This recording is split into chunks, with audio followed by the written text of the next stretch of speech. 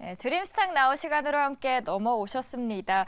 정조한 어드바이저와 이 시간 함께 해보도록 하겠습니다. 어드바이저님 안녕하세요. 안녕하세요. 오랜만에 나오셨는데 네. 그동안에 저희가 스튜디오가 환하게 한번 밝혔습니다. 많이 바뀌었네요. 나오시는 동안 그리고 증시도 좋아졌어요. 아, 맞습니다. 전일 뉴욕 증시 상황 어땠는지부터 한번 짚고 가볼까요? 네, 전일 다우지수 플러스 1.43%, 나스닥 지수는 플러스 2.37%를 기록하면서 뉴욕 3대 지수 모두 상승 마감했습니다. 네. 그리고 주요했던 내용이 바로 이거였던 것 같아요. CPI. 네, 맞습니다. CPI. 예상보다는 낮게 나왔죠. 예상보다 낮은 이 미국 소비자 물가 상승률에 이 금리 인상 종료 기대감이 다소 확대되면서 주가는 강세를 보였습니다. 미국 10월 헤드라인 CPI는 원래 예상치가 플러스 0.1%였는데 실제 지표는 플러스 0.0%로 발표가 되면서 예상치보다는 살짝 하회했고요. 전년비 예상치는 플러스 3.3%가 예상됐는데 실제 수치는 플러스 3.2%로 발표되면서 이 또한 예상치를 하회했습니다. 이러한 결과로 물가 상승률 둔화 추세가 지속되고 있음을 확인할 수 있었고요. 그렇기 때문에 금리 인상 확률은 0%, 그리고 오히려 내년 5월 달에 FOMC에서 금리 인상 가능성이 50%에 가까워졌습니다. 시장은 현재 내년 5월을 시작으로 25bp씩 총 4회 정도 금리 인하를 해서 총 100bp 정도 금리 인하 가능성을 반영하기 시작했는데요. 지금 미국 10년물 국채금리가 4.4%대로 하락하는 그런 모습을 보이면서 주가는 강세를 보이고 있습니다. 하지만 또 이제 굴스비 연은 총재는 지금 10월 CPI 이후 아직 2% 인플레이션 목표를 달성하기에는 멀었다라고 발표하는 등 역시나 경계심을 조금은 보이고 있는 상황이고요. 그리고 한편 원유 관련해서 말씀을 좀 드리자면 국제에너지기구가 지난 9월 달에 중국의 원유 수요가 여전히 견고하다면서 올해 석유 수요가 예상보다는 강할 것이라고 발표를 했습니다. 내년에는 올해의 그 수요 증가분은 원유의 수요 증가분은 올해보다는 줄겠지만 그 절대액 자체로는 역시나 사상 최고치를 경신할 것으로 보고 있습니다. 네. CPI로 인해서 이제 네. 10년물 금리가 쭉 내려왔는데 그래서 그런지 우리 국내 증시에도 따뜻한 바람이 불었습니다. 네, 맞습니다. 어떻게 불었죠? 요즘 조금 행복하더라고요. 많이 행복합니다. 스트레스를 덜 받는 것 같기도 하고요. 그래서 그런지 시청자님께서도 네. 얼굴도 훈남이십니다라는 아, 멘트들이 많네요, 오늘은. 조금 오글거리지만 감사합니다. 지금 국내 증시 오늘 굉장히 나쁘지 않고 좋았습니다. 코스피는 2.20% 상승하면서 2,486.67포인트로 강세 마감했습니다. 아무래도 아까 말씀드린 것처럼 미국 물가 둔화에 금리가 급락하면서 투자 심리를 개선한 것으로 보고 있고요. 중국 생산 지표, 소비 지표도 모두 긍정적으로 작용을 했고 자동차는 밸류 매력이 부각되면서 강세를 보였습니다. 물론 모든 업종이 다 강세를 보인 것은 아니고요. 보험 업종 그리고 음식료 업종은 약세를 보였습니다. 코스닥도 1.91% 상승하면서 809.36포인트로 강세 마감했습니다.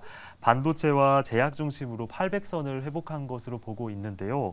2차 전지는 장 후반쯤에 변동성을 조금 확대하면서 소폭 하락한, 물론 이제 플러스로 마감을 했지만 많이 올라가다가 살짝은 떨어진 모습들을 보였고 가상화폐 테마는 비트코인이 오전부터 이제 점심때까지 조금 하락했어요. 그래서 비트코인과 연계하면서 조금은 하락한 모습들을 보였습니다.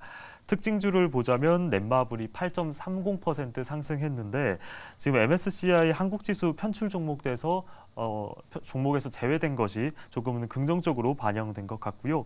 한편 달러원 환율은 지금 1,300원 초반으로 다시 하락했습니다. 오히려 증시가 이렇게 올라오니까 가상화폐 쪽은 주춤한 모습을 나타냈습니다. 걱정되는 것은 이 증시의 상승 흐름이 쭉 갈 수 있을까 고민이 되거든요. 네. 어떻게 보세요? 지금 미국 지표든 중국 지표든 주가에 긍정적인 영향을 주고 있잖아요.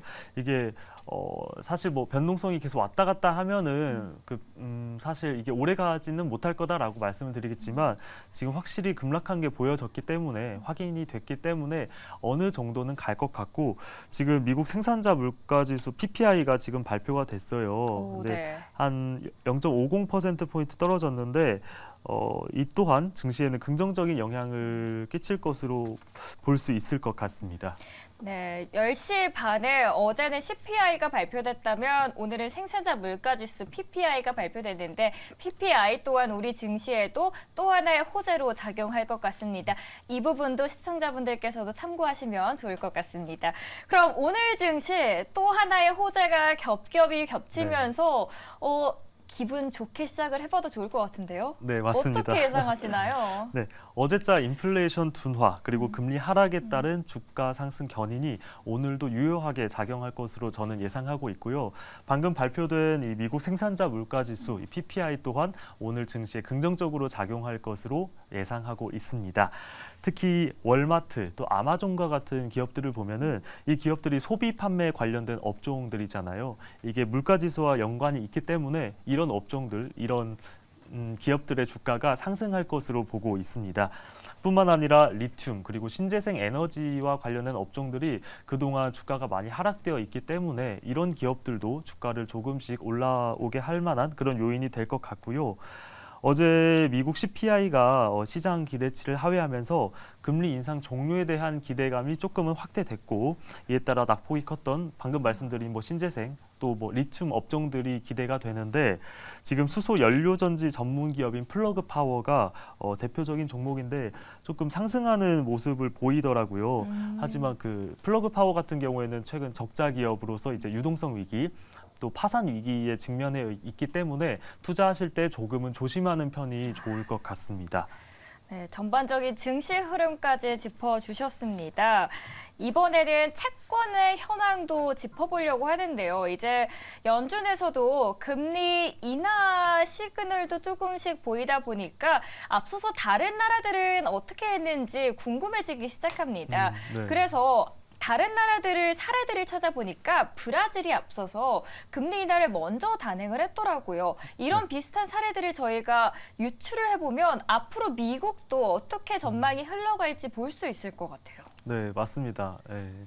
되게 그렇게 접근하는 것도 굉장히 좋은 투자 방법이 될 수 있을 것 같은데 지금 브라질 중앙은행은 11월 통화정책회의에서 만장일치로 기준금리를 50bp 인하한 12.25%로 설정했습니다. 차기 회의에서 추가 금리 인하를 할 거다라고 시사한 점 이런 점들도 되게 긍정적으로 볼 수 있을 것 같고요. 따라서 2023년 브라질 기준금리는 연초 13.75%에서 시작해서 지금 200bp 낮아진 11.75%로 연말에 마감을 할 것으로 전망하고 있습니다. 연말은 그런데 이제 사실 연말이 얼마 남진 않았잖아요. 네, 맞습니다. 2024년 어떻게 전망을 하면 좋을까요? 지금 11월 달에는 50bp 인하한 12.25%인데 12월 달에도 50bp 인하해서 11.75%로 마무리될 것으로 보고 있고 사실 중앙은행은 이 성명문에서 선진국의 고금리 장기화 그리고 이스라엘 하마스 전쟁과 같은 이런 대외 변동성 확대에 대해서 여전히 경계하는 모습을 유지하고 있기는 합니다. 하지만 브라질 경제 지표들이 지금 경기 감소 그리고 디스인플레이션이 어느 정도 경로가 유지되고 있음을 재확인하고 있는 상황인데 브라질 인플레이션 목표가 지금 2023년 3.25%에서 내년 2024년에는 3% 정도로 낮아질 것을 보고 있고 중앙은행과 시장 참가자들이 향후 3개년 인플레이션 전망이 어떻게 될까 관측을 했는데 인플레이션 목표보다는 상회하는 수준을 내다보고 있는 상황입니다.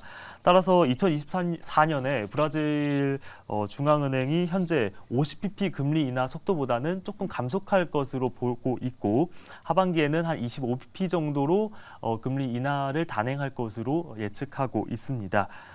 그래서 2024년에는 25bp씩 총 300bp 금리 인하를 예상하고 있고요. 그러면은 이제 연말 기준으로 2024년 연말 기준으로 한 8.75%의 기준금리가 설정될 것으로 예상하고 있습니다. 기존 전망의 변수를 조금 살펴보자면 재정이 될 수 있을 것 같은데 2023년에 이 재정 준칙을 비롯한 개혁안이 통과되면서 재정에 대한 신뢰도가 제고됐습니다. 하지만 최근 대통령을 중심으로 이 재정 준칙을 우회해서 지출을 증가하려는 모습들이 관측이 됐는데 이런 점을 봤을 때는 향후 금리 인하의 폭이 어느 정도는 축소가 될 수 있을 것 같다라는 요인으로 확인될 수 있을 것 같습니다.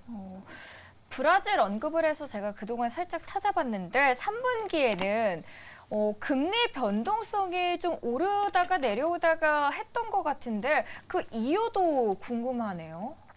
네, 최근 브라질 금리가 어느 정도 변동성을 보였어요. 이 변동성 왔다 갔다 하는 모습들을 보였는데 사실 저희가 쉽게 생각을 했을 때 기준금리가 계속 내려가면 시장금리도 똑같이 내려가야 되는 거 아니야 라고 생각을 할 수 있어요. 답변을 드리자면 내재적인 거는 인하가 맞아요. 하지만 대외금리가 상승했다는 점, 이게 브라질 금리 변동성을 설명할 수 있는 원인이라고 판단이 되고요. 10월 달에 물가가 5.05%를 기록했습니다. 그리고 9월 물가는 5.19%였는데 9월보다 물가 상승률이 떨어졌어요. 네, 떨어졌어요. 이 점은 어느 정도 3분기 기조 효과에 따른 물가 상승 요인을 대체로 소화된 것으로 보고 있고요. 그렇기 때문에 시장 금리는 대외 요인의 어느 정도의 안정에 따라 하락세를 재개할 것으로 판단하고 있는데 일단 미국에서는 금리가 급락했잖아요. 그래서 브라질에는 좋은 신호로 보고 있습니다. 브라질에게는 더 좋은 신호가 될 수 있다라고 언급을 해주셨습니다. 채권 투자 많은 분들이 관심이 더 모아지고 있는 것 같습니다. 올해 채권 투자에 대한 인기가 더 높아지고 있는데 어느 정도인가요? 금융투자협회에서 발표를 하는데 저번 달까지 개인이 순매수한 금액을 보니까 채권 순매수액이 27조를 넘어섰더라고요. 굉장히 많은 양이죠. 왜냐하면 이게 정기 예금보다는 더 높은 금리를 기대할 수 있잖아요. 그렇기 때문에 수요가 어느 정도 몰린 것으로 확인이 되는데요. 참고로 이런 채권을 매수하실 때 뭐 국채라든지 회사채라든지 이런 알채권들을 직접적으로 매수하실 수도 있고 아니면 나는 직접적으로 투자하는 것은 꺼려진다라고 판단을 하신 투자자분들은 채권이 편입되어 있는 펀드라든지 ETF를 채권을 간접적으로 살 수 있는 방법도 있긴 있습니다. 뭐 이렇게 가능하다는 점도 알고 계시면은 채권 투자하시는 데 도움이 될 수 있을 것 같습니다.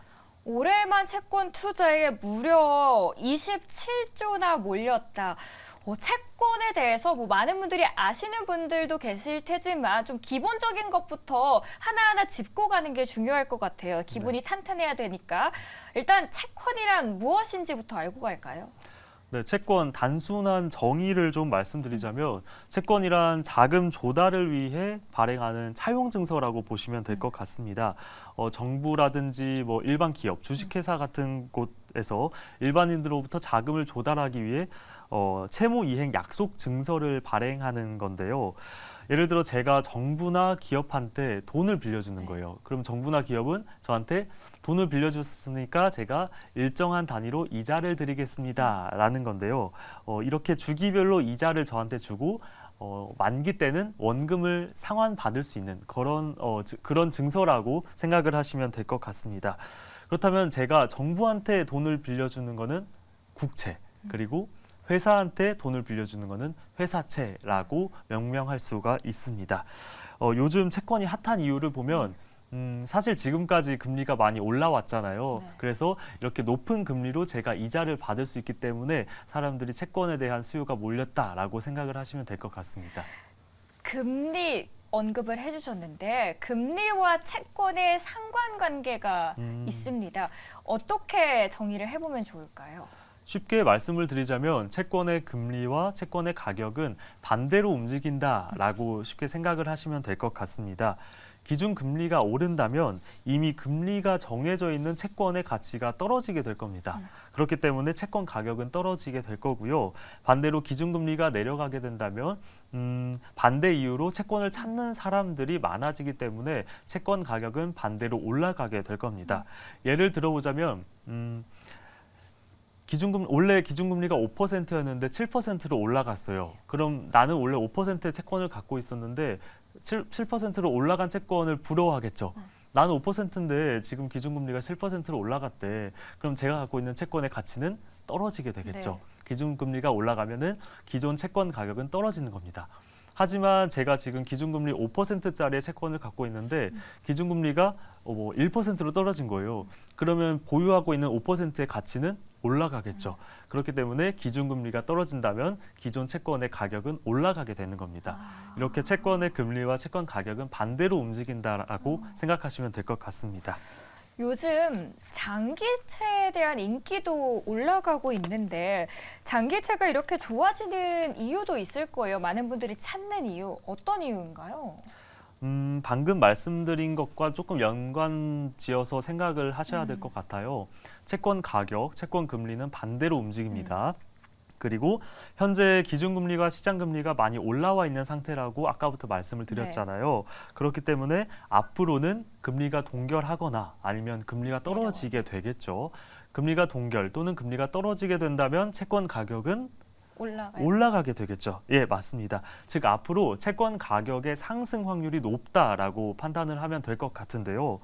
이거를 중요한 포인트를 조금 찾아보자면 그래, 채권 가격은 올라갈 거야. 그러면 단기채를 가져갈 것이냐 아니면 장기채를 가져갈 것이냐 이게 포인트가 될 수 있을 것 같습니다.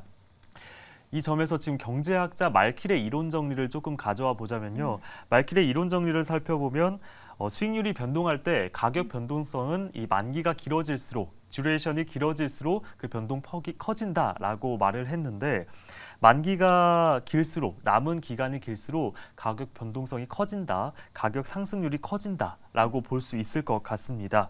그렇기 때문에 다른 조건이 모두 같다면 단기채보다는 장기채가 가격 변동성이 크니까 금리 인하의 시기에서는 가격이 상승하는 폭이 장기채가 더 클 수밖에 없다라고 생각을 하시면 될 것 같습니다.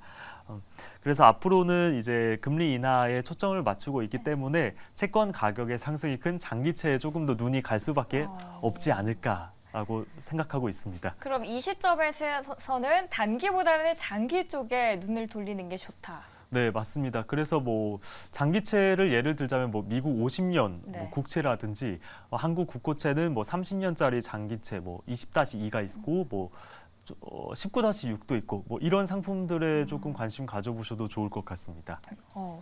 채권에 대해서 언급을 해주셨고 주식도 궁금합니다. 이번 주 뭐 많은 실적 발표들도 있고 오늘 타겟이 뭐 14% 넘게 개장 전부터 뛰더라고요. 실적 발표 때문에 좋게 나왔는데 어떤 주식을 사야 될지 고민하시는 시청자분들을 위해서 혹시 눈여겨보시는 탑픽주가 있으실까요?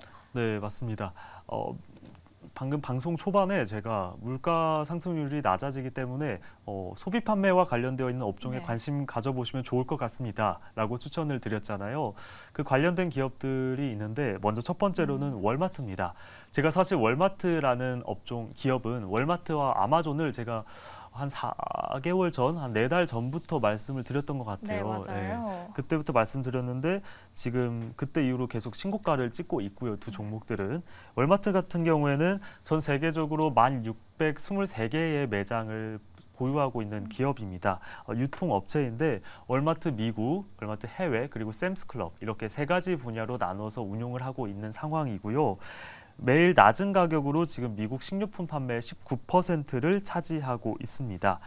월마트는 그동안 물가 상승에도 불구하고 꾸준한 소비가 계속적으로 이루어져 왔어요. 왜냐하면 필수 소비재 품목, 특히 이 식료품의 판매 비중이 높았기 때문인데요.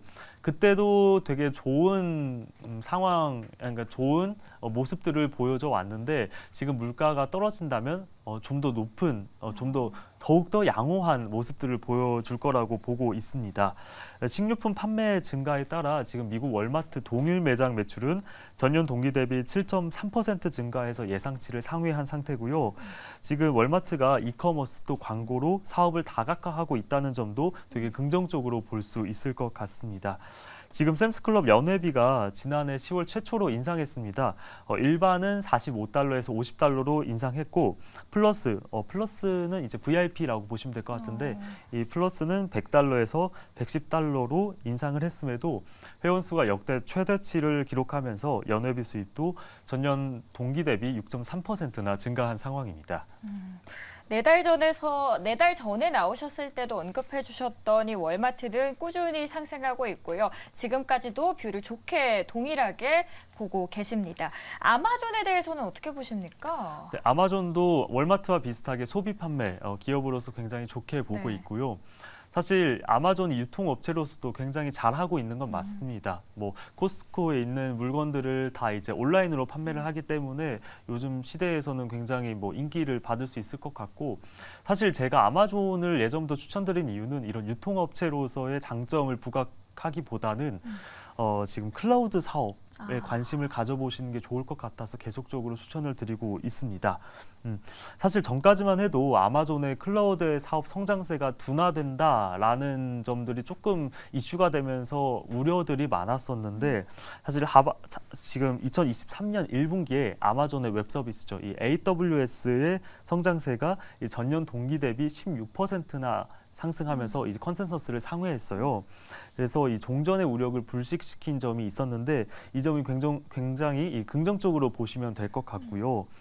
또 이제 IT 섹터에서 인공지능 기술 개발 또 도입이 계속적으로 주목을 받고 있는 가운데 아마존은 이미 인공지능에 참여할 인프라를 구축해 놓은 상태잖아요. 이 점도 굉장히 긍정적으로 볼 수 있을 것 같습니다. 또 성공적인 인공지능 개발뿐만 아니라 클라우드 서비스에 도입함으로써 성장 펀더멘털이 계속적으로 증가할 것으로 판단하고 있습니다. 아마존은 유통업체로서도 잘하고 있지만 이렇게 인터넷 기업으로서 긍정적으로 또 관심 있게 지켜보셔도 좋을 것 같습니다.